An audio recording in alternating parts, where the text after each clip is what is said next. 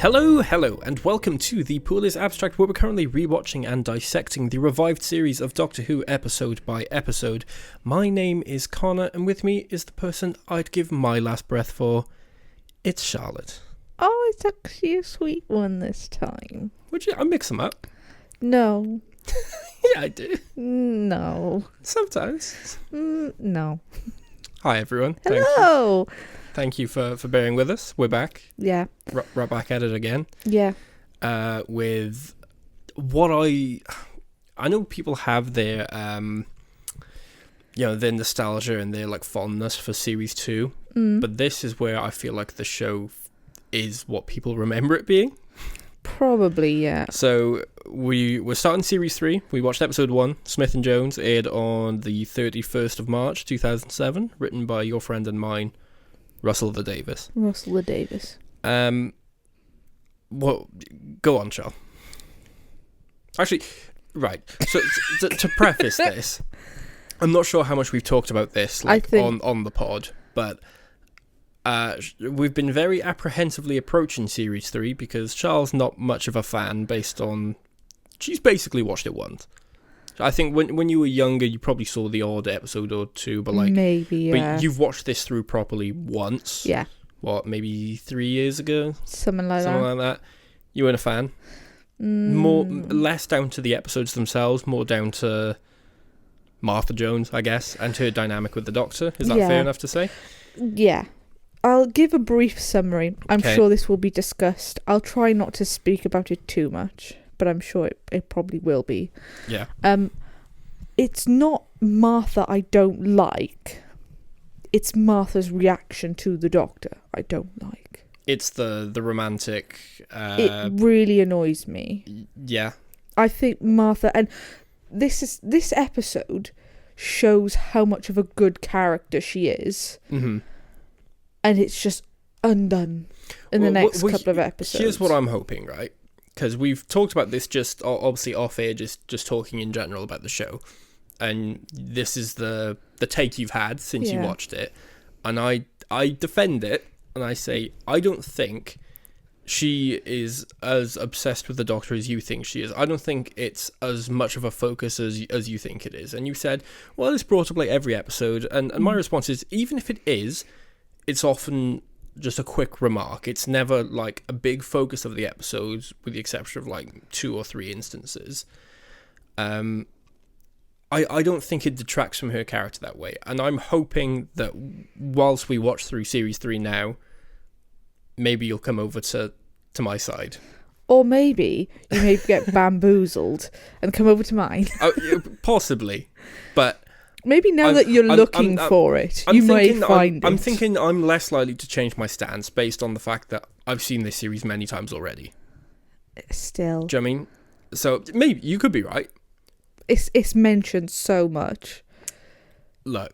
So much. We'll go through as we get there. I'm not going to say it's not mentioned, but I just think... Every episode. Even if it is, I don't think it's as intrusive as you remember it being.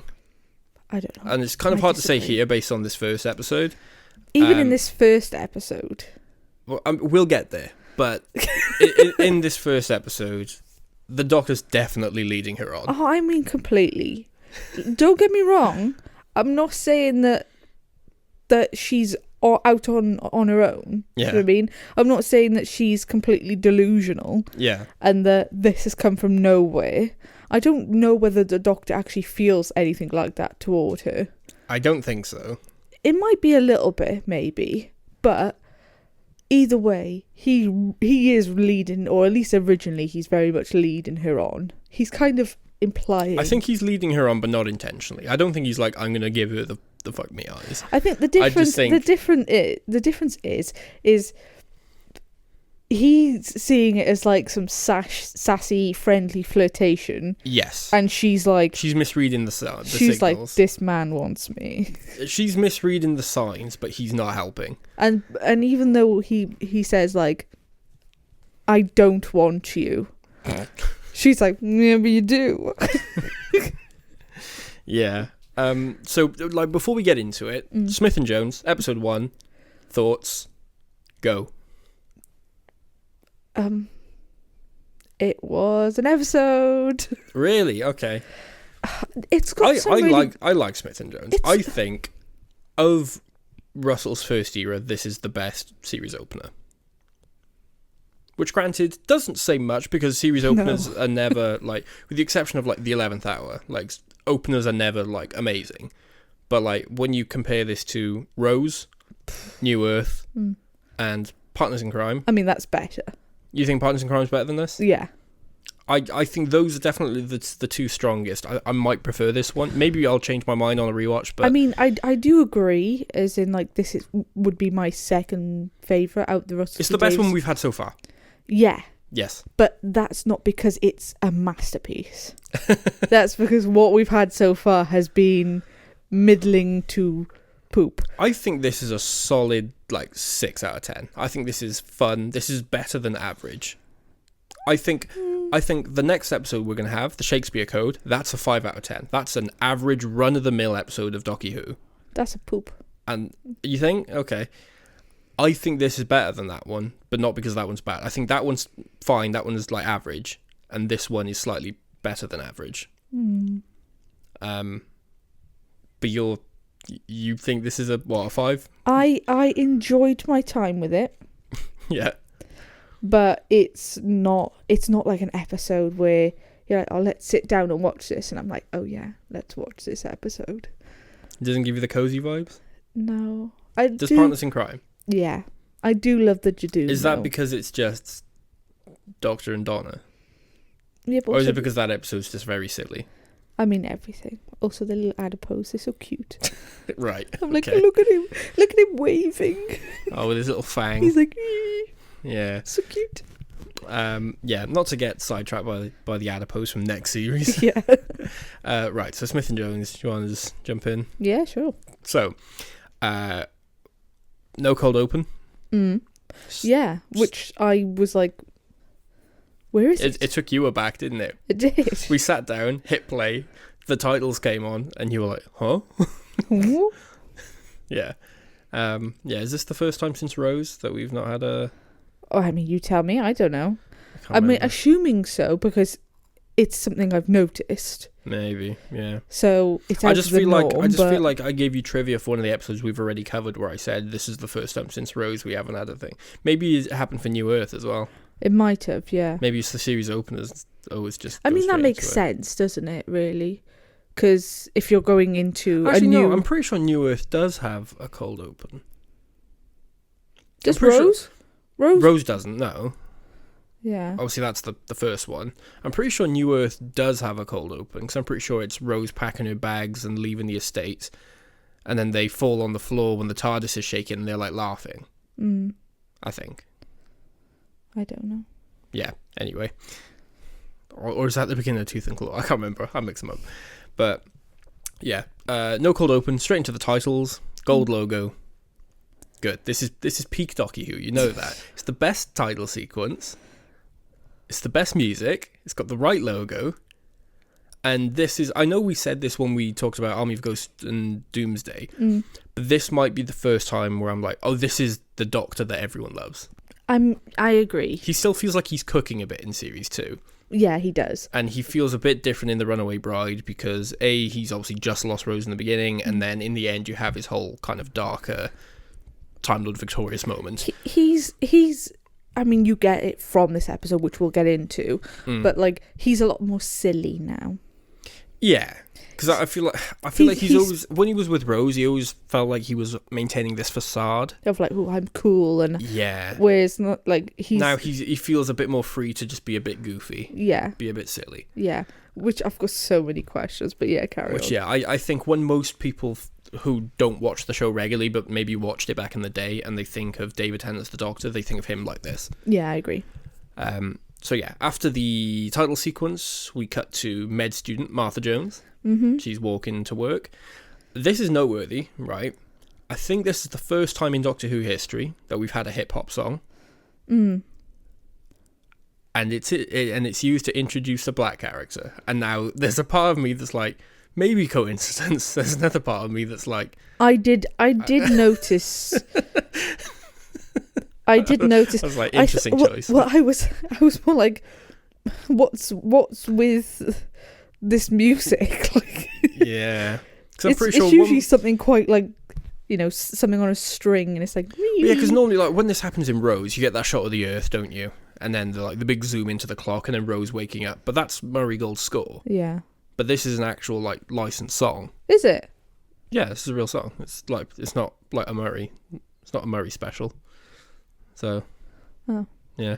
So yeah, Martha's walking to work. She gets a phone call from her sister first, her sister Tish, and they're talking about a party that they're throwing for her brother Leo because it's his 21st birthday. They're having a party that evening, so they're like planning it. But she gets like various calls from pretty much all members of her family, where they're all just prepping for the party whilst also complaining about each other. I think I really like this because it instantly shows us what kind of dynamic. Yeah. And you can it's see a bit Mean Girls, though, isn't it? No, the whole bit where she's like, "Hold on, I got someone else on the line," and then just like jumping. Yeah, but it shows very much how Martha's kind of given that role in the family. She's the thread that binds everyone together, isn't she? Yeah, she's the one who's kind of relied on to sort things out. Yeah, so the dynamic we get is obviously Martha's parents are divorced. Because Martha's dad cheated on his mother with what's her name? Oh, I don't know. I might have written it down later. I can't remember. Yeah, can't remember. But Martha's dad has a girlfriend, some blonde woman. Then there's Martha's mother, who doesn't like the girlfriend for obvious reasons, and also still obviously holds a grudge against the dad. Leo's the brother. He's turning 21. He just wants to have a good time and chill. I'm sorry, I can't remember. What's his name? The guy who plays Leo. I have no idea. I swear he was like on CBBC loads when I was younger, and BBC. Probably. But he does not look 21 or 20. Looks younger? No. Older? Yeah. He looks like he's in his late 20s. And I'm almost certain the guy who played him probably would have been at that point. I don't know. We'll do some research later. Yeah. I was like, 21? Yeah. So yeah, he just wants to have a party. He just wants to chill. And then Tish is kind of like, she's probably closest to Martha in terms of like being the one that's kind of like sitting on the fence and trying to pull everyone together. But at the same time, I feel like Tish leans more towards her mother's side than her father when they're all kind of arguing, where Martha is a true fence sitter and is just like, guys, can we just have a good time? She's a mediator, and I respect that. And hi, Martha. And then hi, Martha. Hi. And then she's like, oh, now take me shopping, big boy. Yeah, you didn't like that, did you? Oh God, instantly I went, ugh. It's funny, I know Horrible. you so well, so I know what kind of things ick me out. Irk you, yeah. So I was sat there watching, and as soon as she said that, I looked over you because I knew you'd have a face. I just knew you'd have a reaction to it. Take me shopping, big boy. You know that little meme of that, it's like a baby, but like a grown up. Like the little bowl thing that where it's like the meme that's like when you're washing up and you touch wet rice or something. Yeah. That is my exact face at that scene. So yeah, she's walking to work. She's on the phone with various people, and she gets interrupted by the doctor. Yeah. The doctor walks up. He takes off his tie and he kind of smiles. He goes, like so, see, and then walks off. And Martha's just looking at him like, all right. Yeah, not gonna lie, I feel like that's my general life commuting through Cardiff. Or people just doing random stuff. Yeah, people just stepping in front of you and being like, "Hey." I mean, multiple times this week I've told Connor about how just people just stop. They were just characters in Cardiff. They really are. Yeah, people are unafraid to stop me. Some people trying to sell you stuff. Some people just. Well, it always comes down to money. It's either someone trying to sell you something from a stand, or a homeless person asking for money, or a charity person trying to get you to sign up for donations, or... Oh no, I'm on... Like I was telling you about that woman outside the new theatre Yeah, but she was trying to sell stuff. No, she wasn't trying to sell me stuff. She was trying to have a go about the other man selling stuff. Yeah, but that's for me. It always comes down to selling stuff. Yeah. Because it's like, she's complaining to you about some guy halting her business as if she's like... Somebody walking past. As if she's like a limited company, but she's just selling something from a rickety stand outside the new theatre. I was like, okay. Yeah. So I understand that, and the fact that Martha brushes it off, she's like, all right, and then just carries on with the day. Yeah. Martha carries on to work to the Royal Hope Hospital because she's a med student. Sorry, Belinda, Martha did it first. Yeah. So on her way in, she bumps into a motorcyclist at the entrance in all leather and a crash helmet. She's like, hey, watch him, mate. And he just kind of like whips around and stares at her. And she's like, you're sketchy. She grabs her lab coat from the locker. And she also gets a bit of like a static shock from the door. It does make me laugh, though, because it's implied that they're static shocks. But there's this like lightning CGI effect. I don't know. Again, another bit of information about go on. me. Tell us more about your personal life, Sean. Sorry. I'm very statically charged. Constantly. Bit personal. Constantly. Yeah, you are though. Yeah. And in one of my most recent ones, and I get wicked static shocks. Like, they hurt. And I literally... Because you drag your feet. Probably. I literally saw the electric spark between my finger and the cabinet. But did it look like this, though? It was blue. Was it like a blue bolt of lightning? Did it look like Palpatine's Force lightning? It was that, but on a much smaller scale. Right. Like version of it, but it was a blue, like, static electric thing. It's a bit much, though.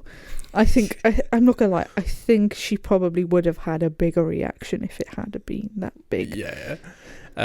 So later on, the med students, they're under the supervision of Mr. Stoker, who seems to be like the head doctor or something. And they're doing their rounds. I think he's like he's in charge of the hospital, isn't he? Well, that was the impression I got, but he's consultant. He is kind of a consultant, but he's also teaching the med students because they're going around the beds, aren't they? And he's asking them for their like analysis on what the patient's problem might be, and he's basically telling them how to do their job because they're making these guesses like, oh, maybe it's diabetes, maybe it's this, maybe it's that, and he's like, just ask the patient. And he's like, this is like good advice, actually. Do you know what I mean? For doctors, it's like you're overthinking things, I think, when you first go in there, and it's like sometimes it's just the simplest thing. Ask the patient, check the sheet first. Do you know what I mean? Things like that, which seems like something that would have come from experience. So that's what leads me to think he must be a doctor of some sort. But he dresses in a suit, so I don't know. Yeah, but and he acts later on like he can't be asked to be there. So I'm like, fair. But what does make me laugh is the fact that he diagnoses our monster of the week, I guess. Her name is Florence Finnegan. Yeah, and he's like, she's got some deficiencies because all she's been eating all week is salad, and it's like, he's like, that's wrong. It's like, what did you have for dinner last night? Salad. And the night before, salad. And the night before, salad again. And every other day this week, salt deficiency. I love the idea of the Plasmavore thinking that's all human eats. Salad. She's like, yes. Yeah, they're herbivores. Yeah. Yes. Next patient is John Smith. And we pull back the curtain and it's DT his little face in pajamas again. And he's like, hello. He's properly got his short back and sides now. Yeah. None of that season 2 like long curls on the sides. He's got the sideburns, the short back and sides, and the spiky hair. Yeah, it's great. This is him as we know him. Yeah. Apparently he was admitted with abdominal pain. Okay. So Mr. Stoker asked Martha to give him I was going to say inspection. Not inspection, what's the word? Check over? Sure, we'll go with that. Check over. And Martha says, like, that wasn't very clever, was it? What you wandering around the street this morning? And obviously this is the doctor. And the doctor's like, what? And she's like, I saw you on Chancellor Street this morning. He's like, no, it wasn't me. He's like, you sure? It looks exactly like you. Yeah, pretty sure. Have you got a brother? No, not anymore. What does that mean? Not anymore. What do you think it means? Well, I know it means the Time Lords are dead. Yeah. But we didn't know that the Doctor had siblings. Apparently so. You probably had a bit of everything, didn't he? He had children. I guess. Probably had a wife at some point. Well. He does. Don't. Not yet. No, not yet. Unless you count one of the like historical figures he's met, like how Matt Smith is married to Marilyn Monroe. Yeah, and Queen Liz and Cleopatra, I think. Yeah, none of those have happened yet, though. No. So maybe something happened in like Classic Who that probably that I haven't seen yet, but yeah. So yeah, he doesn't know what she's talking about. And she pulls out the stethoscope and she listens to his heart. And then this is what I don't get. She finds the second heartbeat, but I'm like, if she wasn't expecting it to be there, why did she put the stethoscope on the right side of his body? Well, because she puts it over where like the human heart would be, and then she lifts it up and then puts it on the opposite side, finds a second heartbeat, and she's like, and then the doctor like winks at her. But it's like, why would you even do that? Well, I think I think she listened to the right side, the left side. Yeah. And then heard the double heartbeat. Oh, you think? Right. And then was like, why is there a double heartbeat? Right, okay. And then she put it on the other side to check. I mean, I don't know how it would work, but like, could you, if you heard it, could you assume that they've got a really fast heartbeat? No, because obviously a heartbeat goes with the Time Lord heartbeat is like it's the drum beat, isn't it? It's the drum beat in the Master's head is the heartbeat of a Time Lord. So if it was a fast heartbeat, it would just be going. It would be like a 1 2 1 2 1 2 1 2. Where this is clearly a 1 2 3 4. So I know we're going to go into like Time Lord biology. So the heartbeats aren't in rhythm. No, but they're not. They beat in the offbeat of the other one. Yeah. Yeah. That's convenient. So they don't go. They don't. That's me. If they beeped. If they like if they were pulsed, beat. Yeah. If they beat in unison, it would just be like 1 2 1 2 1 2 1 2. And if it was going fast, it would go 1 2 1 2 1 2 1 2. Yeah, it'd be loud. It's that 1 2 3 4 1 2 3 4. It's that kind of vibe. Yeah. So anyway. Well, my question was more so is again, I'm not a doctor. I don't understand these things, but if he's got abdominal pains, why are you checking his heartbeat? I'm probably giving him just a general prognosis, I assume, just to make sure he's... I guess when you're in pain, your heartbeat increases. I don't know. I'm not... We'll ask Neve. Neve. So...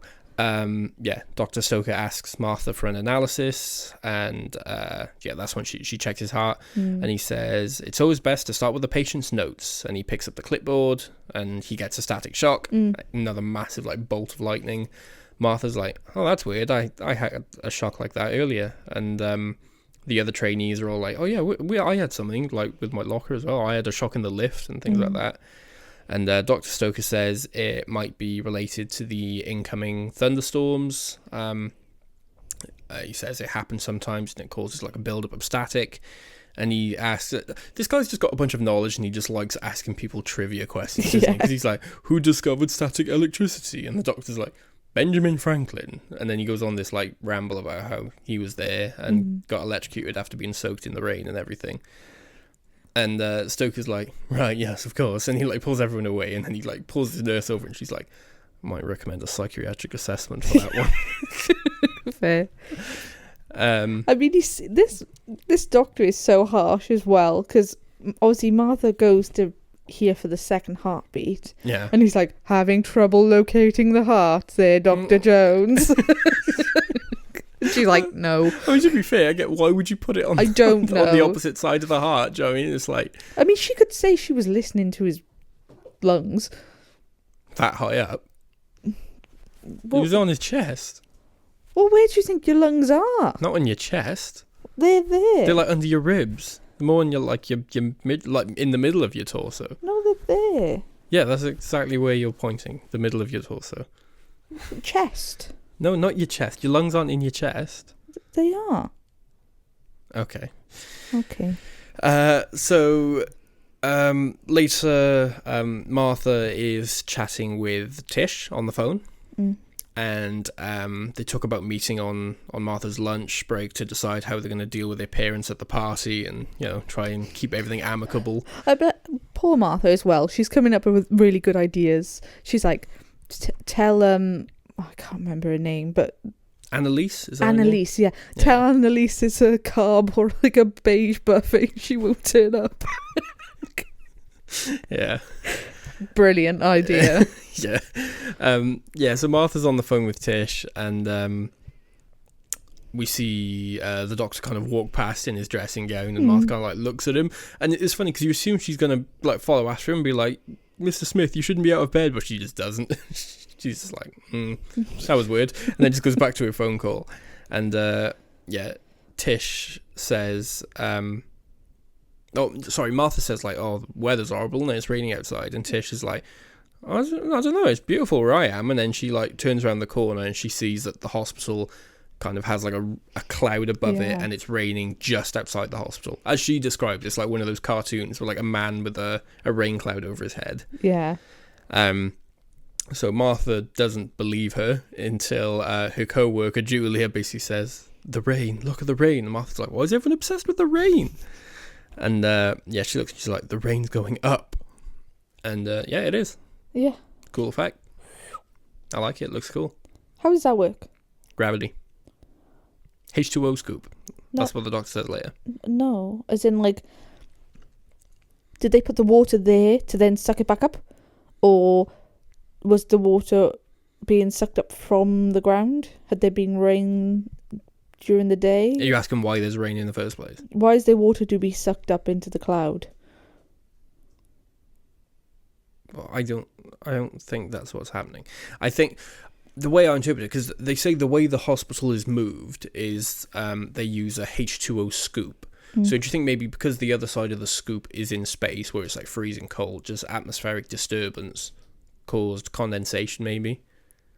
And that caused rain, but then obviously because of the gravity, the rain goes sucked upwards? I don't know. Can we go with that? And make me feel smart? Either that or it rained on it. And then... and then... Why did it rain? I'll tell you why. It just rained. Well, no, maybe the cloud put the water on there and then sucked the water up to move it. They had to wet it to H2O move it, or whatever the fuck they called it. H2O move it. That sounds like a PS2 game. That sounds like something for the iToy. What did you call it? H2O scoop. It's the same thing. Sure. We need to buy one of those ice cream move-its. Yeah. So there's like a bit of a tremor, and obviously the hospital starts shaking. Martha's like, "What the hell's that? Is it like an earthquake?" And when it all stops, Julia's like, "Wait, it's night outside." And Martha goes, "It's not night. We're on the moon." I mean, I know you'd be quite shocked, but Julia, what are you doing? Like, it's night, and you could literally just see this moon. To be fair, she was obviously, because they were on the floor. Yeah. Yeah, so she probably didn't see like the horizon line of the moon at this point. She just saw all the natural light disappeared, and then just see the stars and be like, "Oh, it's night time." Because she was like, "How is it night? It was literally lunchtime." And that's when Martha's like, "Wait, when it's not nighttime, we're on the moon." And we cut back to Tish. Who's like obviously back on Earth, and there's nothing left of the building. There's just like broken pipes, which are like spurting water, and she's just kind of like horrified. You can see the TARDIS nearby as well in this shot. Back in the hospital, patients and staff are running around. Everyone's like panicking and freaking out. Mrs. Finnegan looks quite calm. Yeah. She's looking for Mr. Stoker. Yeah. She goes to Martha, doesn't she? She's like, "Oh, can you help me?" And then Martha's like, "I've got other things." Yeah, Martha's like, "Sorry, I can't." She doesn't say like, "I'm sorry, I'm really busy" or something. She just goes, I can't, and she walks away. I'm like, damn, Martha. We need to bring up the fucking actors. Oh my god. Oh, the extras, yeah. Some of these extras, they're not from RADA, are they? They're really overselling it. My god. Because there's that one... Was she a nurse or a patient? I can't remember. There's that one person... She's like... Where there's like 4 or 5 people huddled together by the window when they see they're on the moon, and everyone's like kind of freaking out, but there's this one woman whose like mouth is like locked open like a python. It's like she's like watching everybody she's ever loved be murdered in the most brutal way. Yeah. You wouldn't have thought she's just been put on the moon. Yeah, like, so don't get me wrong, we'd all be a bit perturbed. Yeah, maybe my reaction wouldn't be so maybe, like horrified. Like, it would be more shocked. But yeah, like say her mouth is agape. They're literally screaming at this point. And Martha and what's her name? The other nurse, Julia. They walk past this guy in the corridor, and he's going, "Somebody help me!" How, sir? You're all on the moon. Who's going to help you? Yeah, so they're not. Everyone's freaking out. It's so funny. Not the best extras here. This is terrible. So some of them are fine. It's just the odd one that just tries to steal the scene. Most of them are. This one guy who's literally like, he's like almost crying, and he's fallen to the floor, and this other guy's trying to hold him up, and they're just looking out the window. Yeah. So, I love the idea of Russell just being like, more. Give me more. Russell's not directing that, so that's the funniest thing. I love the thought of Russell watching the dailies and being like, and then just being like, well, we need more from the extras, more panic. Or Russell watching the dailies, seeing that and going, well, we haven't got the budget to reshoot, so that'll do. Yeah. We spent all the budget on the CGI on Dolby Doctor at the end of the season. Yeah, so Martha asks all the patients to try and be calm. She's like, we're trying to sort it, just please bear with us. And then her and Julia head for a window.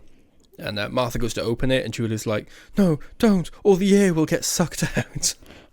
And Martha's like, well, the windows aren't airtight, so if the air was going to come out, that would have happened already. And at this point, the curtain gets pulled back, and it's the doctor. Now, for the first time in his blue suit. Yeah. How do you feel about the blue suit? I like it. I'm wondering where you go from. Well, the TARDIS wardrobe, I assume. I'm not on about where do you get the suit. Oh, I assume you smuggled it in with him. He's just sticking a little bag under the bed. Martha's running in and he's quickly changing. Into his gym jabs. Yeah. Well, I think because when Martha and Julia walk into the room, he's still in his like pajamas. Yeah.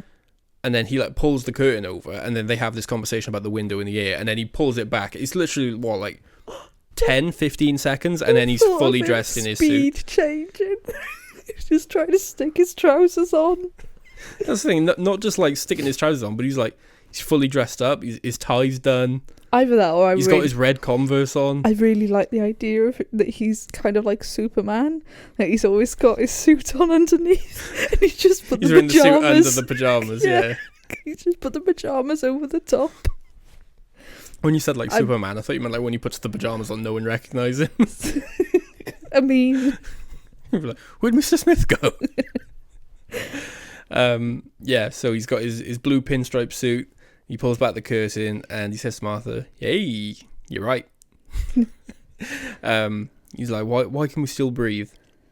And yeah, he's kind of impressed with Martha's kind of like logic, I guess, because Julia's a bit useless, and she bless her. Yeah, she's obviously panicking. The doctor makes such a thing about it. He's like, "You stay behind. Yeah, you're gonna slow us down." Because he says, "Do you want to go step out on the balcony?" And she's like, "Yeah, right." And he's like, "We might die." And she goes, "We might not." And he goes, "Good." He's like, "Come on." And he says, "Yeah, you're not coming with. You just slow us down." And Julia just starts crying. She's like, she just breaks down and starts crying. I'm like, she's so horrible. So yeah, on the balcony, this is when you pointed out in the background that there was like someone who'd just fallen out of a wheelchair. Yeah, they're just lying on the ground. They were just lying on the floor, and the doctor and Martha just walk completely past him. And walk to the balcony, and they open the doors, and they're breathing fine. So the doctor asks Martha what she thinks is going on. She says, aliens. Alien interference, gotta be. She says, "It's mad, that would have sounded crazy a few years ago, but since, the alien crash at Downing Street, and the ship on Christmas Day, and the is it the Cybermen that she references? Because she mentions her cousin, doesn't she? Yeah, she says, I had a cousin named Adiola who worked at Canary Wharf. She never came home. And the Doctor's like, I was there. And yeah, there's that whole bit. This is what I like about Russell's era, of how, I know we've talked loads of times about how it's a lot more soapy, but it's like, there are repercussions for things. It's like, people remember these stories, people remember the events. So there's this point of like, it made sense when Moffat took over that he kind of did a bit of a soft reset, and I think the Crack in Time was a good way of make everyone forget about it and reset the status quo without having to retcon stuff. I think that was quite a clever way of doing it. Yeah. But I do like this era of how everything has consequences. Do you know what I mean? Army of Ghosts and Doomsday isn't just the finale for Series 2, but people remember this until the end of the run, basically. Same thing about like the Rachnos ship flying over. Do you know what I mean? That gets referenced by Mr. Saxon later on. Yeah, I just like that everything feels like there are consequences and things have impact long term that stick around. I quite like that, and I feel like we were missing that in some of the later runs. Because like no one ever like talks about the fact that, like in like Series 10, say in Capaldi's run, no one ever talks about the fact that like there are Zygons everywhere. Or the Cybermen. Yeah, exactly. Yeah, the Cybermen from like Darkwater, Death in Heaven. Like after that story's over, no one references it. To be fair, I can't remember which one it is. It might even be a Russell T Davies era. But there's an episode where they say like something happens, and then people like the news says like it was like a trick or something, and then I'm almost certain it was an Eccleston episode, and he's like, yes, typical humans, even though like something has happened, something so clear has happened that you kind of like pretend it's not the case, and you come up with an excuse. Yeah, I think that is an Eccleston episode. Is that like World War 3? I want to say that's the case. Or is it? It's one of the Earth ones, isn't it? Yeah. Because I remember you saying about, I don't know whether I'm getting things mixed up because we've done a couple of these now, but about how it could have been, what was that guy from America who made a man believe it was 28 days like a zombie apocalypse. Darren Brown. Yeah. Like it was like a Darren Brown kind of thing. Yeah. Yeah. So I feel like in the later episodes you could possibly say stuff like that, but yeah, it was a stunt. Yeah, but that's what I mean. It's like the difference between like Russell and Moffat's. It's always those two we talk about. We always forget about Paul Chris, but like, I think that thing with like Moffat's era, how like say the events of the Cybermen in Darkwater don't ever really get brought up again. It works. Do you know what I mean? It's not a complaint per se. It works for that. That style that he's going for. It makes it feel a lot more kind of storybook-esque, where it's like, right, that story's done now, and now we're on to the next one, and it's fine. It's not as procedural as this is. So I don't see that as like a bad thing. It's just I really like this. Yeah. I see, that clip from Top Gear where Clarkson's like, this is really good, but I like this. Yeah. That's me. I'm like, I like Moffat's style and the way he did that, but I don't know. I like this more because things feel a bit more, I don't know. I feel like there are stakes more because it feels like it's. You don't always think everything's going to get wrapped up by the end. Do you know what I mean? Even if like the Doctor saves the day, people will remember what happened here. Yeah, I guess it's one of those things. It feels like it more likely could have happened. Like it's more realistic in a sense. Yeah, because you're like, oh yeah, because people on Earth remember it and it was an event kind of thing. Unless you're Donna Noble. Unless you scuba dive in Spain or wherever.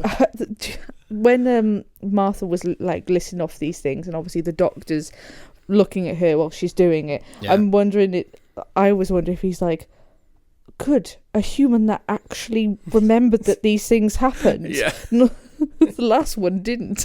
Yeah. So yeah, focusing on the matter at hand, Martha tells Mr. Smith, as far as she's concerned, that if they've travelled for the moon to the moon, there must be a way back. And the Doctor's like, "That's not my name, by the way." She's like, "What is your name?" He says, "The Doctor." She's like, "Dr. Smith," and he's like, "Nope, just the Doctor." And she's like, "Don't be silly. You're not just called the Doctor." And he's like, "Yeah, I am." And she's like, "Well, as far as I'm concerned, you got to earn that title." And he goes, right then, better get started. And he picks up like a stone or something. Just lobs it. Yeah, he throws it out and it bounces off like a force field. I don't know what a stone was doing on that balcony. People, dragon stones, I guess. Okay. So at this point, Martha, she switched on. I like Martha because she's like, immediately she's like, oh, well, if there's a force field, then the air we've got is the only air we've got, and we're going to run out eventually. Which again, I feel like Rose wouldn't have picked up on that. No. So yeah, now you've got like over 1,000 people panicking inside the hospital, and obviously the concern is that they're going to use like all the air in like no time, basically. So Martha asks, why would anyone want to isolate them to the moon and just leave them to suffocate? And the doctor says, well, there they are, ask him yourself. And then we see the ships fly over. I really like the design of these ships. I do as well. I think they're really cool. I didn't have, I don't think it was mine, I think it was my brother's. Shout out to Callum, I guess.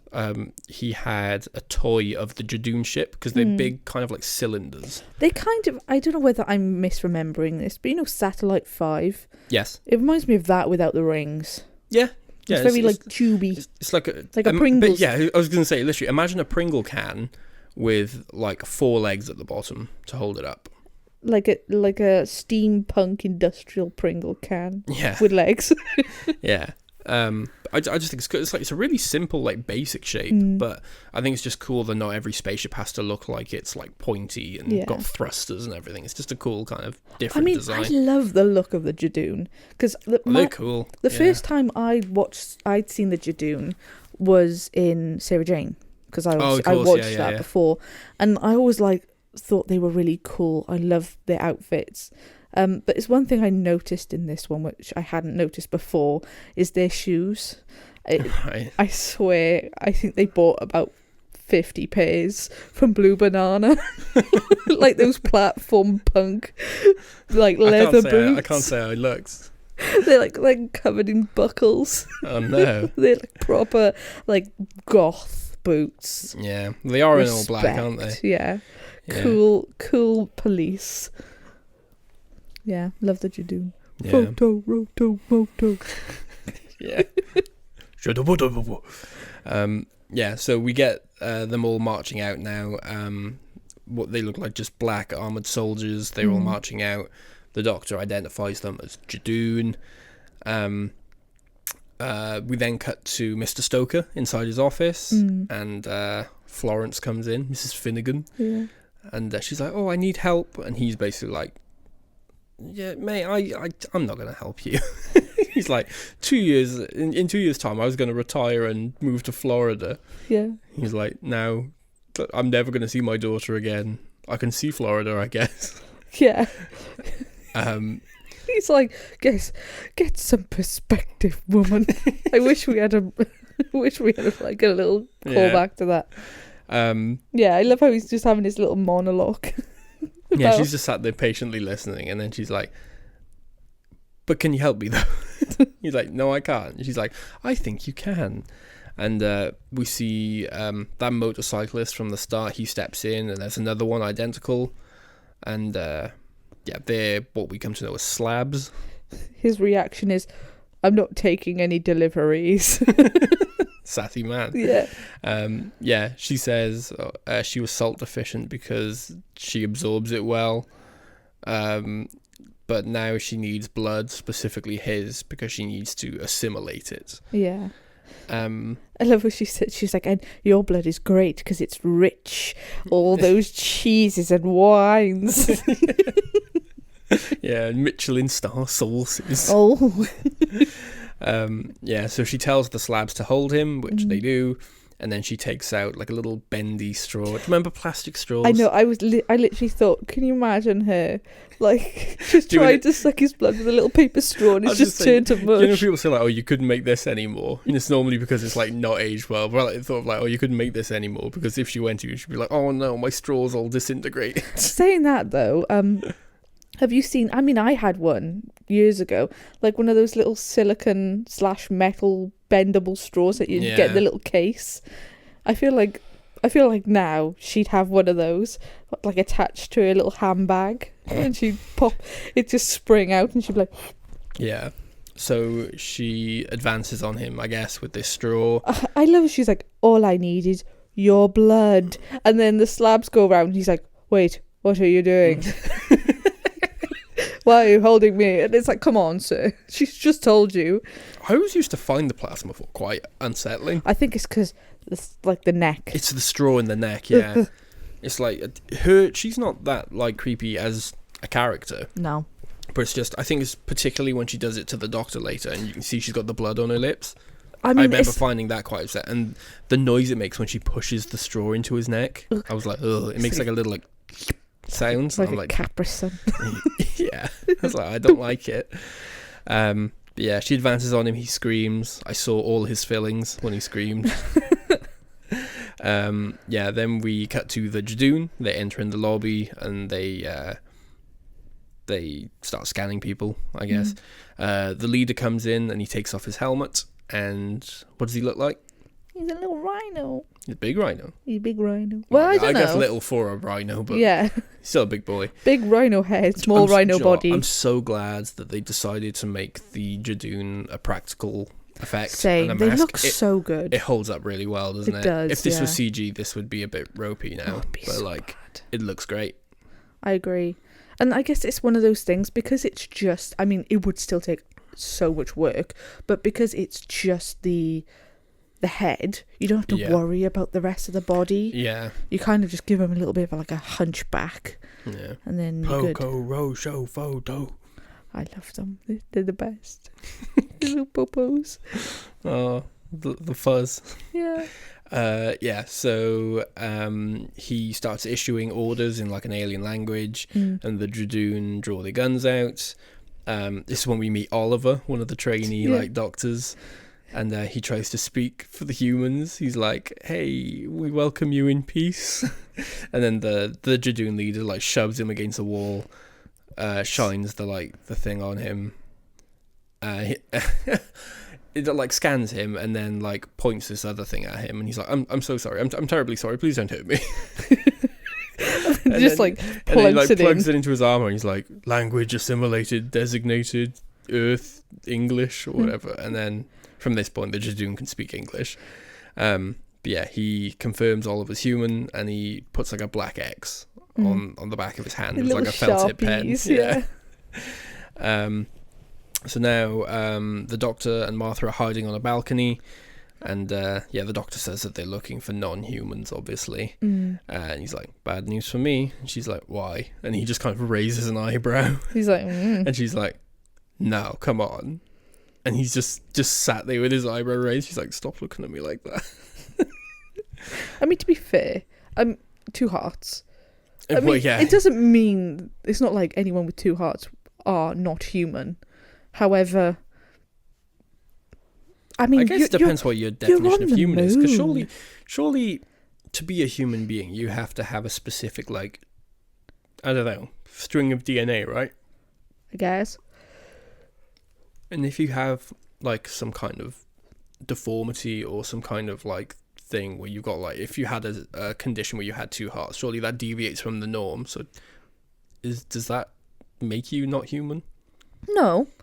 Sometimes people are just born with extra organs. But what makes you a person human, like scientifically? I think it is just DNA. I think.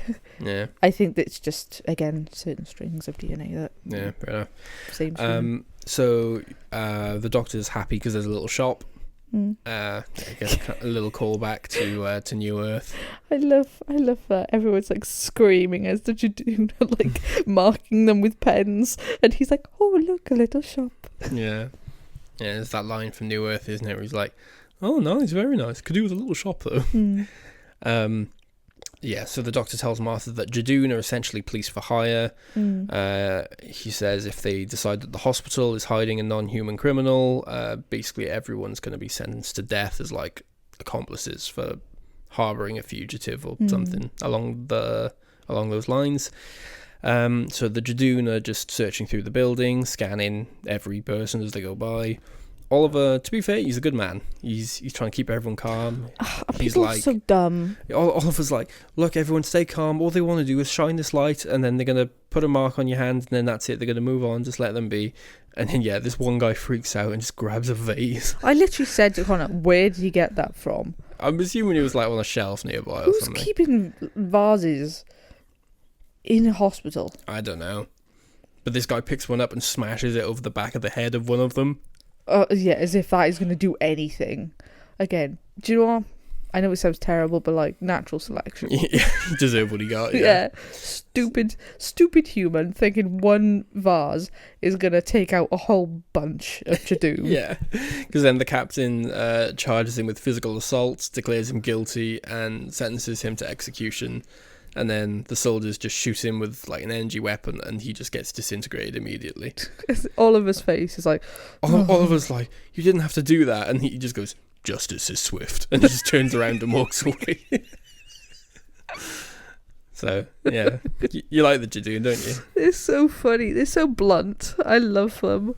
I like how they just see stuff just so straight. Yeah, just very black and white. Yeah. Yeah. It's like, you attacked us, you die. So at this point, the doctor is in like one of the offices on a computer, and he's trying to get some information. He's scanning it with the sonic. Martha's like, "What's that?" He's like, "It's my sonic screwdriver." She's like, "Really?" He's like, "Yeah, it's a screwdriver and it's sonic." And his hair's nuts in this scene, isn't it? Yeah, he mentions a sonic wrench, or she's like, "Oh." She says, "Oh yeah, well, else you got a laser spanner?" Oh, and yeah. he's like, "Yeah, I did have until someone nicked it." Yeah. Yeah, but he says the Jadoon are thick. He says they were stupid enough to wipe the records that could have helped them actually find their target. So he says to Martha, I had no idea they were coming, honestly. I only checked into the hospital because of the plasma coils. But he's kind of like annoyed with himself because he realises he should have been looking for the source like off-world instead of in the hospital. He asks Martha if she knows anyone who's checked into the hospital in the last week with unusual symptoms, and she says, I don't know, Dr. Stoker would know.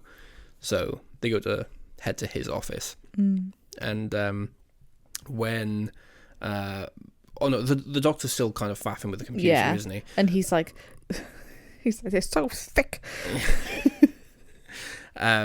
Yeah, Mr. Thickety Thick Face from Thicktown, Thickania, and so is your dad, and all that. And Martha goes off to find Stoker anyway. And when she arrives at his office, Mrs. Finnegan is still sucking his blood with the straw. It's so funny the way she turns her head, but she still has the straw in her mouth. She's still got the straw, got blood on her lips. Martha like goes and just runs off, and Mrs. Finnegan goes, "Kill her!" Yeah, and then one of the slabs starts chasing her. At this point, Martha turns a corner and she bumps back into the doctor, and he's like, I got the backup systems working, and Martha's like, I found the alien.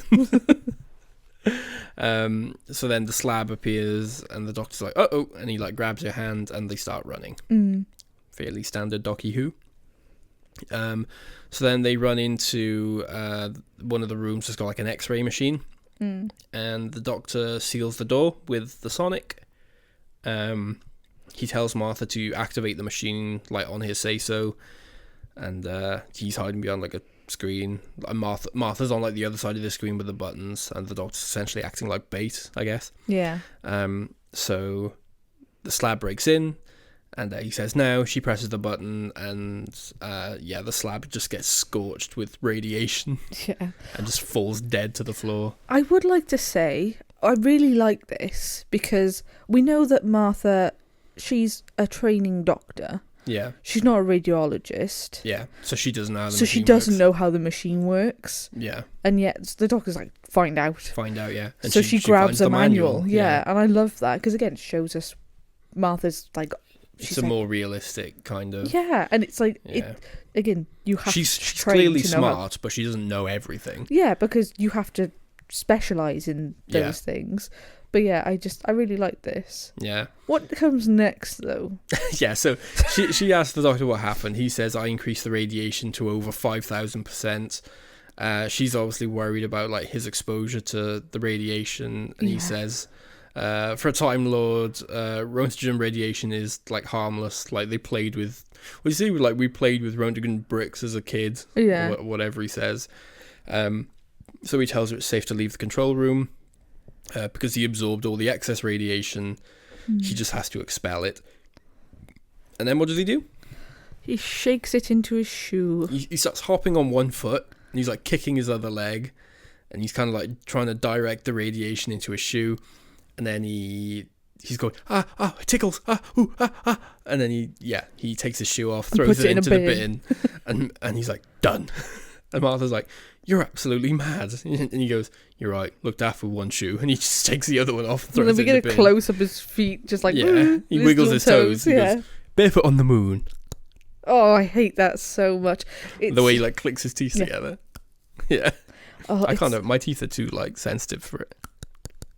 I can't do it properly. It's horrible. I hate it. Also, I love that idea that he's put a really radioactive shoe in a bin. It is a waste disposal bin. Like a what do you call it? Like sensitive waste, like a hazardous waste. Yeah, but it's a metal bin with a plastic bin liner. No, it's not like a rubbish bin. It's a yellow hazardous material bin. Yeah, but hazardous material, for like, what are they called? Like some things, like gauzes or things that contain fluids or needles, is very different to something that's radioactive. I guess. Does that mean the Doctor could just like walk through Chernobyl like no problem? Is there a Doctor Who story in some format in Chernobyl? It wouldn't surprise me if they did something like that. I'm going to Google after we record this. Either that, if there isn't one, I'm going to make one. I'm going to write something. If there's not one, there is a Torchwood one. Jack most certainly went through that. Yeah. Looking at the slab, Martha wonders like if it came from another planet. Yeah. The Doctor says no, it's just like a basic drone. Solid leather all the way through. Someone's got one hell of a fetish. Oh, is what he says. He pulls out his sonic from the X-ray machine, and the emiss has just been wrecked. He's like, oh, my sonic. And Martha's trying to get his attention. Yeah, she's trying to get his attention. He's like, oh, I love my sonic. Oh man. And she's like, Doctor. Yeah, it's like and he just throws it behind him. Yeah, he goes, right, yeah, sorry. And he just like throws it and you see this metal like clang. And he's like, oh, you call me Doctor. You call me Doctor. And she talks about Mrs. Finnegan and she says, I saw her drinking the blood. And the Doctor realises that she's some kind of like shapeshifter who was obviously drinking the blood to assimilate it and mimic human biology to try and trick the Jadoon scanners. So he says they need to find her before the Jadoon can get a scan in, but it's too late because the Jadoon are walking down the corridor, everyone's like running out of the way or like hugging the walls, and Miss Finnegan's just standing there like smiling, just like hello. Yeah, you'd think they'd be a bit. I mean, I know they're not the smartest of things, our little Jadoon boys. But like you'd think a woman like maniacally smiling at you, not running or screaming, just like putting your arm out at you, ready for a little stamp. You'd think you'd be like, you're too keen for this. Wow, this one's cooperative, yeah. Yeah. The Doctor and Martha creep around to like try and avoid the other slab. Martha asks the Doctor if he's got any like backup, and he's like, what did he say? He kind of takes like offense to it, doesn't he? Yeah, he's like, I'm on my own. Yeah, he says something like, oh, you humans, like... Oh, yeah, he's like, you're on the moon with like a load of aliens and like a Plasmavore and you're asking personal questions. Yeah. Yeah. Yeah. They walk around a corner and they bump straight into a Jadoon who scans the Doctor immediately, like within a second, goes, non-human, and the Doctor's like, uh-oh. And Martha's like, oh my God. Yeah. Oh my God, it's true. Yeah, and the Jadoon tries to shoot him, but he escapes. Him and Martha run down to a lower floor. They pass Julia, who's there with like a patient trying to give some extra oxygen to someone, and she says the levels are decreasing. The Doctor says that Jadoon won't be affected by the decreasing oxygen because their lungs have like big reserves. He says to Martha, like, how are you doing? And she's like, I'm just running on adrenaline. So they go back to Dr. Stoker's office, and they find his body drained of blood. He's very grey. He's very... Oh, I assume he probably would be, dead and no blood. I know, but it's like... Obviously, he's freshly dead. Like, he's not been dead an hour. Do you know what I mean? He's very grey. Which, I don't know, I guess. But you kind of associate that with someone who's been dead a while, don't you? It's just kind of weird to see. But yeah, the doctor explains that Miss Finnegan is a Plasmavore. He says she's hiding in the hospital like Ronald Biggs in Rio. I don't know if you know, Ronald Biggs is one of the guys from the Great Train Robbery. Oh, yeah. He like fled to like Rio de Janeiro to hide because they had like British authority had like no jurisdiction over there or something. Yeah, so you couldn't be deported. Yeah. So it's a bit of a niche reference for the Doctor to make. Yeah. Considering like the 11th Doctor is so like socially unaware that he does like the French like kissing on the cheeks thing every time he's introduced to someone. He was like, "Oh, nice to meet you." Mwah, mwah. And you got the 10th Doctor referencing Ronald Biggs.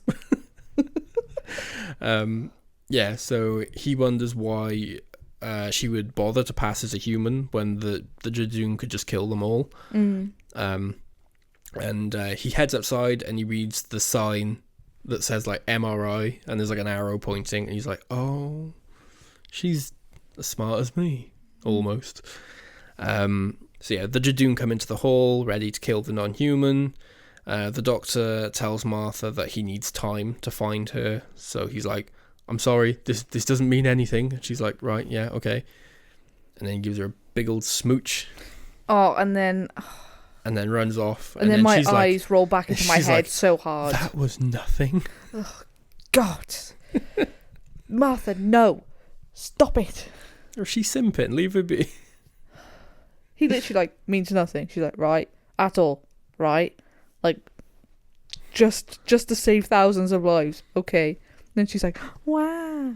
Stop it. What we didn't see on camera is that he slipped at the tongue. Well, we have to pass some DNA, so... Yeah. But yeah, the Jadoon scan her and they say human with traces of non-human DNA. They need like a more extensive scanning. So yeah, they need to take some time. Like they kind of pin her against the wall and need some time to do a more thorough scan, I guess. Meanwhile, the Doctor finally finds Miss Finnegan. She's tampering with the MRI device that's now like sparking. Yeah. And he goes on this big spiel, doesn't he? He pretends to be human. Yeah, I like this. Can you give me like an impression of what he's doing? This gives the same energy here as Capaldi does in The Husbands of River Song. Oh, like reacting to the TARDIS. Yeah the thing of like, it's like this big rhino thing. So she's like, yes, and he's like, I'm around the moon. I'm around the moon. Yes. Did I mention the big rhinos? She's like, she's so unbothered, and she's explaining things, and yeah, she explains that she's an alien. The Doctor goes, no, yes, you are joshing me. She's like, no, and now I'm going to kill you all, and he's like, no. Yeah, she tells the slab to hold him, and she says she plans on overloading the MRI to try and fry the brain stems of every living thing within 50,000 miles, which she's set it up to do. And she's going to be safe. I don't know why she's going to be safe, but in the control room she's going to be safe. I don't understand this at all. No. I'm like, if the thing's powerful enough to kill everything, including the side of the Earth facing the moon. Yeah. I mean, like, but she's going to be safe in the control room. I don't understand. Okay. So she's basically like massively powering this thing. Yeah. And it's a giant magnet. Yes. Like, what? Well, it's an MRI machine, isn't it? Yeah, but MRI, they're just giant magnets, aren't they? Yeah. Well, she did some alien technobabble stuff. I hate it when that happens. It's magic. Don't worry about it. This is not Harry Potter. Give me science fiction. That makes sense. The Doctor knows that what she's done is a bit overkill. If all she wants to do is kill the Jadoon, and he realizes obviously that distance includes the Earth. She's like, only the side facing the moon. Call it my little gift. And this is when she reveals that she's the alien that the Jadoon are after, and she says when they're dead, she can steal one of their ships and make her escape, basically. So the Doctor's just playing dumb, and he pretends to let slip that like the Jadoon are increasing their scans. He to said, level 2. Yeah, setting it to like phase 2 or something. And she's a bit like taken aback. She's like, oh. Because originally she's like, I've already been catalogued, I'm safe. And then one of the Doctor's like, yeah, but they go into phase 2. She's like, oh, no, that means I've got to assimilate again. Yeah. So the Doctor says, yeah, Big Chief Rhino is increasing the scans to setting 2. So she has the slab hold the Doctor's neck out for her while she uses the straw to drink his blood. And yeah, this is when she pushes the straw against his neck, and you hear that like... Oh, and it was like so gross. Meanwhile, the Jadoon have confirmed that Martha is human. It makes me laugh because they give her a docket for compensation. Yeah. And they march on over to the MRI lab. Martha follows behind, just as the Jadoon enter the room, and they scan the Doctor's body and they go, deceased. And she's like, no, but it's her. She's the alien. And she's like, no, I'm as human as they come. And she realizes, like, oh, he gave his life so they could find you. And she snatches one of the Jadoon's, like, scanners. And she scans her. Scans Mrs. Finnegan. And she's like, go ahead, scan all you like. And then the Jadoon's like, non-human. And she goes, what? I've got some questions here. Yeah. So, the scan that the Jadoon does to the Doctor when he comes in... Yes. I thought that was, like, to work out whether he was... a human or not. It's like the Sonic, you know what I mean? I love the idea if he goes to scan the Doctor to see if he's human or not, but it's like dead, doesn't matter. So I think that's the same machine he uses to like detect the language they're using. I think it's just like an all-in-one tool for the Jadoon, I guess. But yeah, they're like, oh, non-human, and she's like, what? And he's like, you are the Plasmavore. I love how efficient they are as well. He's like, mine says non-human, and he's like asks everyone else to scatter as well to guarantee it, so they all get their little scanners out. Yeah. They're like, yes. They may be dumb, but they're good at their jobs. Yeah. No mistakes made here. Yeah. They've already made the mistake of thinking Martha was part aliens. There's like no more compensation. Yeah. The Jadoon charge her with the murder of the child princess of Padravol Regency 9. And she admits it. Oh, they're like, you admit this crime? She's like, admit it, I'm proud of it. She deserved what she got. And she orders her slab to attack the Jadoon. It takes one step out, and the Jadoon just fry it immediately. Yeah. Yeah, so they destroy the slab. Miss Finnegan like turns on the machine, and then they just shoot through the shields. Yeah. And just kill her too. Yeah. And then she's dead. She goes a bit comically villainous at the end, doesn't she? She's like a witch. Yeah, they go. What do they say? Something along the lines of like job done, basically. Yeah. And he's like, job done, time to withdraw. Yeah, Martha's like the machine. And he's like, yes. Our jurisdiction has ended. Yeah, not She's my like, problem. You can't just leave. Like, we're only here because of you. This is your fault. I like this, there's like a little clip after this where like they're all walking, they've put their helmets back on and they're walking down the corridor, and Martha's like, where are you going? You can't leave us. And they're just like, yeah. Because the oxygen is nearly depleted as well, and the magnetic overload is approaching like critical. Everyone in the hospital starting to like pass out near the brink of death from like oxygen starvation and stuff. So Martha, freshly out of ideas and no idea what to do, she goes back to the doctor and tries to resuscitate him with like CPR. So she's giving him mouth to mouth and doing chest compressions, and eventually she remembers that he's got 2 hearts. Yeah. So she starts giving him compressions on both sides, and she takes like one big like deep breath. The last of the oxygen, yeah. And gives her last breath to him, which wakes him up. Which is this thing of like, I mean, cool, cute. But if it didn't work... But, like... Well, no, I was thinking that. I was thinking... He's dead because he ran out of blood, right? Well... like, surely giving him chest compressions, like... I guess you're pumping the heart, but, like... There ain't no blood. I know, I've got so many freaking questions here. Yeah. This be dumb. Why didn't the doctor regenerate? Exactly. And if he didn't, does that mean that the doctor can be killed by draining his blood? Maybe. Again, that's the thing. They say a way you can kill a Time Lord is to, like, kill them before regeneration can take effect. So maybe by, like, draining him of blood, none of the organs can work, including what would trigger regeneration. Maybe. But if that's the case, that's a massive design fault. Design fault? Yeah. Like, come on. Like, you can shoot them. They can fall from great heights. They can literally basically implode. Yeah. But if they bleed too much... Bleed to death, yeah. Then, oh, no. Yeah. Do you think it's to do with, like, adrenaline? Do you think if they think Maybe. that they're gonna die, their body kind of, like, reacts and, like, regenerates? But he was like, well... Maybe he would have regenerated. He just wasn't dead long enough. Maybe. Or maybe he accepted it. He knew what he was doing. Yeah. So, but anyway, he wakes up and he's looking a bit rough, and he staggers over to the machine. He goes to reach for his Sonic, and then he's like, "Oh yeah, I haven't got it." And then he just looks at the power cable and just unplugs it. Yeah. Well, he's like, blue one, red one, blue one, red one, red one. Well, this is the thing that made me, like, think about it. I was like, this big grand gesture of Martha giving her last breath because the doctor needs to save the day. But, like, I think if I were Martha, I would have gone over to that machine and just unplugged everything. Yeah. Yeah, but I guess you could I didn't need this self-sacrifice. I would have just unplugged it too. Yeah.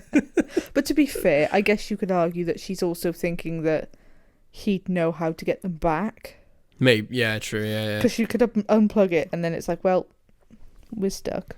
Yeah, because I say Martha's passed out at this point, but the doctor picks her up in his arms, and he's watching the Jadoon leaving their ship, and he's like, "Come on, reverse the H2O scoop, take us back, go on." And then we start seeing the rain again, and he smiles. He's like, "Ah, yes, here we go." This is what I didn't understand.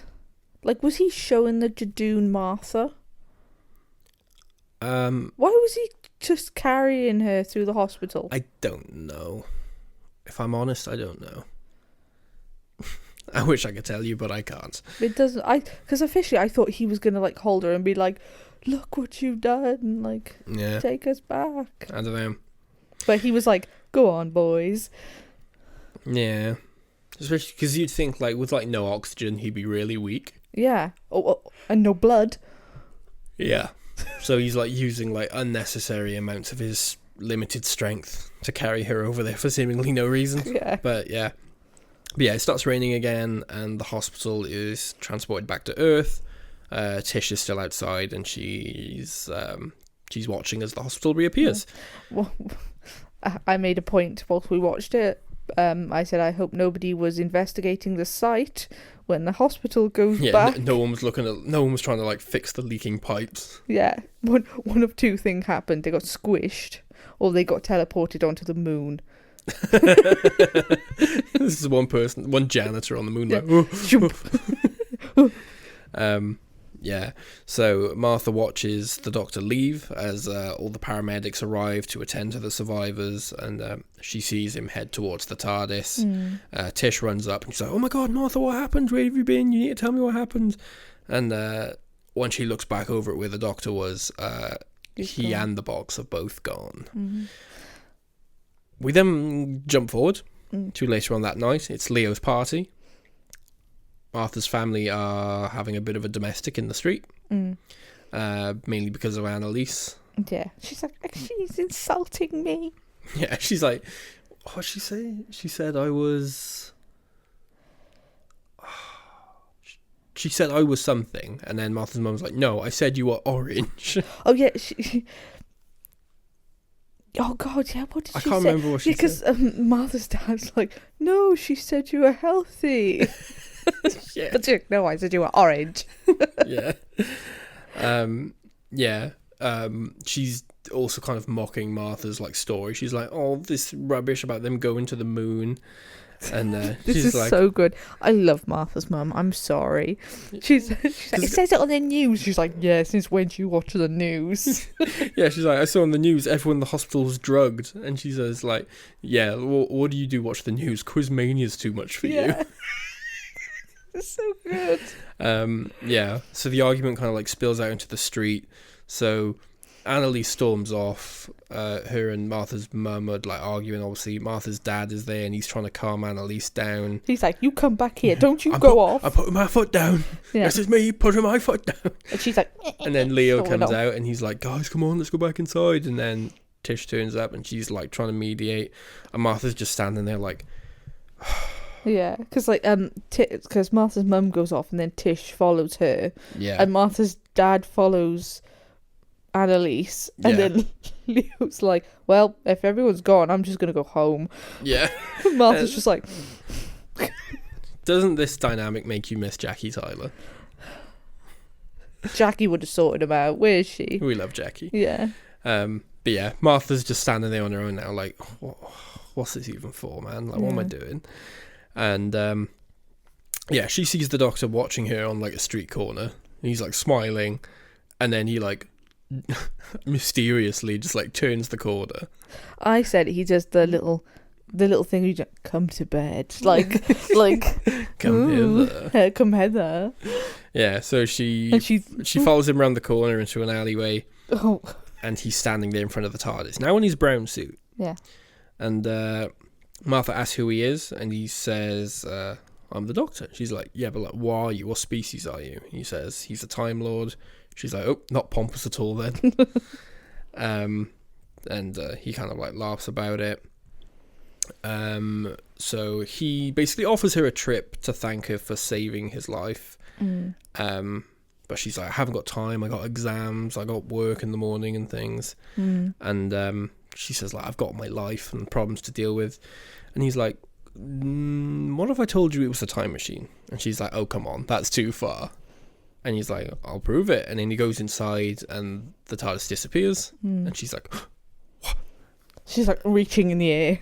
Yeah. And then it reappears and he's now got his tie in his hands. And he's like, "See, told you." And obviously, she's like, "Whoa, that was this morning." She's like, "Oh my god, you can travel in time." And she's like, "Wait a minute, why didn't you just tell me not to go into work this morning?" And he says, "Crossing into established events is strictly forbidden, except for cheap tricks." Yeah. So yeah, she's like, "Your ship's made of wood." He's like, "Yep." And she's like, "It's a bit snug though, isn't it? It'll be a bit intimate inside." And he opens the door and she walks in and she has her the typical kind of TARDIS reaction, you know, the "oh my god," and then running outside and looking around it and then running back inside. You know, the bit where she's going like, "It's bigger on the inside," and he's like mouthing along. Yeah. He goes, "Is it? Wow, I never noticed." And then just shuts the door. He's like, "Come on." That the Doctor doing that, like mouthing along, that was a David Tennant ad lib. Was it? Yeah. Oh. So I like that. Yeah. Yeah, she's obviously amazed at like the size of it. She asks about the crew, and the Doctor says, "No crew, just me." He says, "Sometimes I've had friends. Most recently, my friend Rose, but she's not here anymore." He says, "Not that you're replacing her." And she's like, "I didn't say that I was." He's like, "Just one trip, that's it. One trip for saving my life, and then back out the door you go." Like, why is he such a dick immediately? And she's like, "Well, you're the one who's like flown across the universe to ask me on a date after like snogging me on a date." And he's like, "No." "You kissed me." He's like, "That was a genetic transfer." She's like, "For the record, I'm not remotely interested. I only go for human." And he goes, "Good," and walks away, and then she just looks sad. Yeah. Yeah, so he turns away, he starts the ship, and obviously as it's flying through the vortex, which is just a reused shot from the title sequence, yeah, the ship starts shaking. She's like, "Oh, it's a bit bumpy." And yeah, the Doctor and Martha shake hands over the console. He says, "Welcome aboard, Miss Jones." She says, "It's my pleasure, Mr. Smith." And that's it. Yeah. Smith and Jones. Yeah. So, bit more context. Are you still kind of just middling on this overall? Generally, yeah. Again, in this one, I like Martha and the Doctor's dynamic and their interactions. I think it's fun. It's good to see how independent and like how forward thinking Martha is. Yes. And she just automatically goes for those things, and it's nice to see the Doctor watching her do that. Yeah. He's kind of like, even though he's taking like a back foot. He's not explaining things to people. Yeah. He's like, I know you'll figure this out. So it's funny, isn't it? Because do you remember when, like, I mean, this is a while ago now, when we covered Rose and like the end of the world, but I think what the Ninth Doctor saw in Rose and why he took her on as a companion after having travelled alone for so long is the fact that she just accepted things. Yeah. She didn't question things, she just accepted it, and he saw that as her being super, like, open-minded.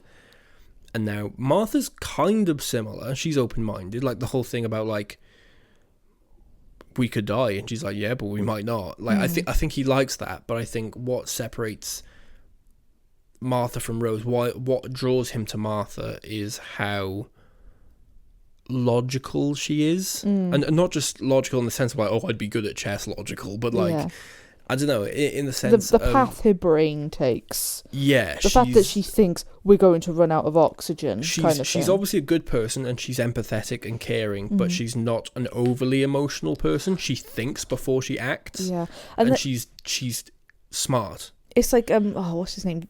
The guy who's in charge of the hospital, Dr. S. Doctor Who? What? Doctor Who. The guy who's in charge of the hospital who dies, Dr. Oh, in this episode, Mr. Stoker. Mr. Stoker. Yeah. It's like how they go to run off, and then she's like, wait, and then turns around and like closes his eyes. Yeah. And it's like little things like that. You can obviously see the Doctor notices those things. But that's the thing. I think he forgot. I don't think he's like, oh, I'm glad you did that. I think it's like he forgot, because when he's in the moment, he's always like, right, we need to go sort this thing out now. Yeah. And when she's like, wait a minute, and then she takes the time to do those things. Yeah. But you know, in The Runaway Bride, when Donna says, sometimes I think you need someone to stop you. You need someone to ground you. And I think that's why he chooses her. I agree. Yeah, because he's like, I feel like he's kind of doing like a mini interview. Kind of, yeah, it does feel that way, like an informal interview. Yeah, and he's like, oh, how are you reacting? Kind of thing, because even when Martha and is it Julia come into the room like when he's in the bed in his pajamas, like you can see like he's looking and like listening to what she's saying. Yeah, so it's kind of like he's like, oh, I don't know, I just feel like he's just thinking ahead. Yeah. But yeah, this is why I feel so sad, because I love the interaction between the two of them. If it stayed that way, it might have got a bit stale, but I feel like the way it went, I'm thinking, annoys me so much. Or at least I'm hoping that you'll come around on this, and by the time we get to the end of Series 3, hey, the ending of Last of the Time Lords aside, I think in terms of where you sit with Martha, I'm hoping you'll come around on this.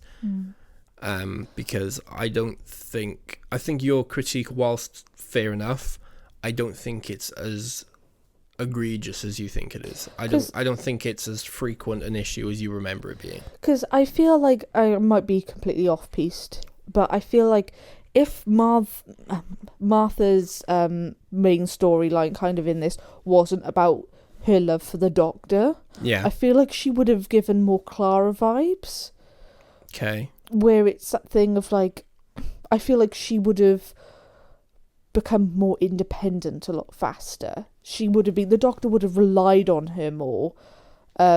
Whereas, and I feel like, I know we've discussed before how Martha and the Doctor, they're not equals, but he kind of speaks to her if she's an equal. Yes. Whereas with Rose, sometimes when she's like, oh, is it this? And he's like, yes, well done. It seems quite patronising. Yeah. And I like the dynamic between them. There's times, isn't there, where she tries to get involved, and she's like, I don't suppose it's the Slitheen, is it? And he's like, no. And she's like, all right, okay. And she's like trying to get involved, and he's like, he doesn't say it this way, but he gets this vibe of like, that's stupid. But that's, and I feel like he wouldn't talk to Martha in the same way. No, I agree. Because she wouldn't put up with it. Yeah. And also I think he respects her more. But I do think the arc of Martha in this series is her learning to appreciate how good she is, appreciate her own value, and become more independent. Yeah. Because obviously she's not like super dependent here. No. But I think like when we first start going on these adventures over these next few episodes, she's like, you know, in Gridlock she gets kidnapped and she's like, I need the doctor to come rescue me, and there's the bit in the Shakespeare Code where she's like, you know, I need help. Where I feel like as you get further in and you get to like Human Nature, Family of Blood, and she's got to take care of herself and him, and him, and you get to you know, Sound of Drums, and she can't rely on her family because her house has been bugged and all that stuff. And then her decision to ultimately leave the TARDIS at the end of the series, and it's not just a thing of like, hey, I'm sick of being in this like unrequited love situation, but she literally says to him like, do you know what I realized? I am good. Yeah, which I like that. Yeah. But I feel like it's overshadowed because it's her love for him is mentioned so many times, literally every episode, and then the fact that she has that speech, leaves, then comes back, and then mentions that, you know, I love you and you never noticed it. And I agree with that. I think it would have given Martha a lot more agency as a character if in that last episode she just she had that first speech and she left and she didn't come back to do the second bit. Even like, and I'm not saying that you can't address it, but even if she walked out and kind of like took like a look at the TARDIS when after that speech, it's because we know that information anyway, don't we? Yeah, and you could kind of see like maybe she took a pause and then walked on. Like you could see it's something that could have been communicated without her literally saying the words. Yeah. But obviously that's to come. That is to come. But yeah, so as an episode, I enjoy it. Yeah. It's not perfect. No. I feel like there's a lot of little things which aren't quite wrapped up perfectly. There's a little thing, a couple of things that are questioned, or things do question. But generally, I think it's a good first episode. Generally, they're pretty mid. Yeah. So it's in the higher end of them, I guess. I say Doctor's blue suit for the first time. Yeah. And his red Converse. Yeah. Yeah. Nice. I say this definitely feels like the Doctor as we know him. The 10th Doctor. This feels like him. Like he's done now. Like this is him. So yeah. Cool. How do you feel about it? I don't really have much to add on top of what I said at the start. Like I say, I think it's not like amazing, but I think this is an above average episode. I think it's good, it's fun. I like the Doctor in this. Like I say, he feels done. He feels like the version we've been waiting for. Yeah. I like Martha. I like her introduction, her dynamic with the Doctor, her relationship with her family is interesting and a bit of a... Because Rose was very close to her mother. Yeah. And you get the impression that Martha's not actually that close with her family. No. Not that they don't like each other, but obviously because of all this like internal fighting. Yeah. You can't imagine them having like a loving dinner together. Yeah, or if they did, it would be like one-on-one basis. Yeah. Like Martha's gone out for dinner with her mum. Yeah. Or, you know, her sister. This family gives big vibes of like, oh, well, if she's going, I'm not going type of thing. Yeah, definitely. Yeah, but yeah, I like that. Jadoon, I think, are interesting as like, not even villains, but just as a race. An obstacle, aren't they? Yeah, and I'm surprised they've come back as little as they have. Well, like I know they're in Sarah Jane, but in Doctor Who, I don't think we see them again until they have a little cameo in Stolen Earth, and I don't think we see them until Fugitive with the Jadoon. Yeah, actually, I think there might be one in that canteen in the End of Time. Yeah, but like again, these are always like cameos. I don't think they're in the story properly. No, until Fugitive with the Jadoon. It's such a shame because obviously they literally are like the police of space. Police for hire. Yeah. But like they're often with, I can't remember what the Shadow Proclamation. Yeah, they're often with them. So I feel like we should see them more, or at least they should be mentioned a little bit more. Yeah. Yeah. Yeah. But I'd like to see, I hope maybe, because I know we've had in New Who now, like New Who, we've had some new monsters, but we've also had some older monsters that kind of haven't been dealt with for a little while. Yeah. Might be nice to get some more Jadoon action. More Jadoon. Yeah. I say the design's great. I think they're really cool. Yeah. It looks great still. I know it sounds really weird. I love their little teeth. They're like properly gnarly. They got yeah. They're like properly like, but they're not. They look like rhino teeth. Yeah. Do you know what I mean? Yeah, that's good. Trivia time? Yeah. I have one working title. Okay. Martha. I mean, it wouldn't be bad. Having an episode called Rose and then an episode called Martha. It's not very original, is it? No, it's not super original, but I kind of... prefer Smith and Jones. There's something I quite like about the simplicity of, like, if the companion introduction episodes were always just named after the companion. It would be harder with Donna, because obviously, technically, we meet her in The Runaway Bride. Yeah, but you'd have to do, like, Partners in Crime being Donna. But, like, if it... Yeah, that's what I mean. It's like, if I think that'd be fine. If, like, obviously it's not as creative as the ones we actually got, but I think if you had episodes called Rose, Martha, Donna, 11th Hour, if that was called Amy. I guess, yeah. Do you know what I mean? Bells of St. John, if that was called Clara. Yeah. Do you know what I mean? That would be quite a nice trend, I think. I guess. But then I guess with Clara, it'd be hard, wouldn't it? Because... It would get more complicated when you get to Jodie Sierra, because the episode would be called... Yasmin, Ryan, Graham, and Grace. I guess you could do the first one as Grace, because obviously that's where she dies, and then like the episodes where it kind of focuses on. Grace would be a good title for The Woman Who Fell to Earth, actually, because not only is obviously her name, but Grace as in Grace, like graceful. Yeah, I think is kind of a neat little theme for that story. Yeah. So yeah, that would be a good title actually. But yeah, I there's a part of me that's like, I don't know, like Partners in Crime and Smith and Jones. I like those titles. I don't know. I just had that thought now that maybe if like companion introductions were always just named after the companion, I feel like that would be quite nice. I guess. Yeah. But yeah. So the hospital, the Royal Hope Hospital, the exterior shots was Swansea's Singleton Hospital. And the scene with the Jadoon enter the hospital for the first time was actually filmed in Swansea University's library. Oh. So there's that. The line that the Doctor says, Jadoon platoon upon the moon, was written as a joke by Russell T Davies because he thought it would be hard for David Tennant to say words ending in oon with his Scottish accent. So he essentially gave him an acting challenge because he thought it would be hard to hide his Scottishness while saying platoon of Jadoon upon the moon. On the moon. We already talked about this, but obviously it's the first episode since Rose not to have a cold open. Yeah. So there you go. And the Royal Hope Hospital name was reused in the pilot episode of Law and Order UK. Yeah. Which starred Freema Agyeman and was written by Chris Chibnall. Oh. So that's a little link. That's a factoid that you can take with you. Sure. But that's it. That's all I've got. Do you have anything else to say about Smith and Jones? No. No? Well, with that in mind, thank you all very much for listening. Yeah. We appreciate you very much as always. Thanks for sticking with us. We hope to see you next time, where we'll be going on a bit of a witch hunt. Yes. And meeting Mr. William Shakespeare. We're going to have another historical. You like the historicals, don't you? Well, usually, yeah, but... Not high hopes for this one? I mean, from what I can remember, it wasn't fab.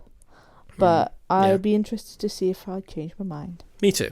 Yeah. Again, thank you all very much for listening. Mm-hmm. You can leave a like if you enjoyed this. Leave a nice comment, lovely comment for Charlotte if you've got something nice to say. No. You can subscribe to keep up with everything that we're posting. You can find us over on YouTube Music, on Spotify, or on Apple Podcasts, whatever your streaming platform of choice is.